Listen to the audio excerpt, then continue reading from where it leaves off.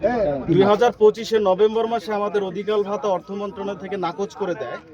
তারপরে আমরা আমাদের অথরিটিকে বারবারই অবগত করার চেষ্টা করি এবং আবেদন করি এবং সরাসরি আমাদের চেয়ারম্যান মহোদয়ের কাছে আমরা যাই, আমাদের প্রতিনিধি হয়ে কিছু ব্যক্তি যায়, কিন্তু সেখান থেকে তা স্যারেরা অর্থ মন্ত্রণালয়ের দোহাই দিয়ে আমাদের অধিকার ভাতার বিষয়ে তারা কোনো রকম কর্ণপাত করে না, যার কারণে আমরা একবার ব্যানার টাঙানো কর্মসূচি গ্রহণ করেছি, তারপরে মানববন্ধন কর্মসূচি গ্রহণ করেছি সরকারের দৃষ্টিগোচর করার জন্য তথা আমাদের কর্তৃপক্ষের দৃষ্টিগোচর করার জন্য, কিন্তু আমাদের কর্তৃপক্ষ কোনো পদক্ষেপ নেয় নাই।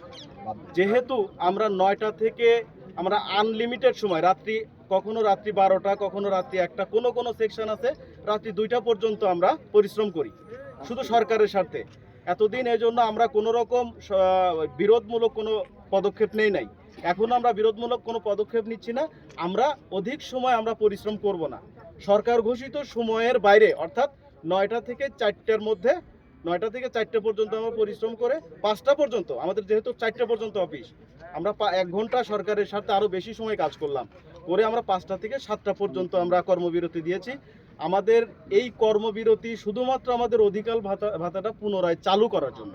আমরা 72 ঘন্টা যে অধিকার ভাতা পাইতাম সেই অধিকার ভাতাটা চালু করার জন্য আমরা আমাদের এই কর্মসূচি। আপনাদের মূল কথা হচ্ছে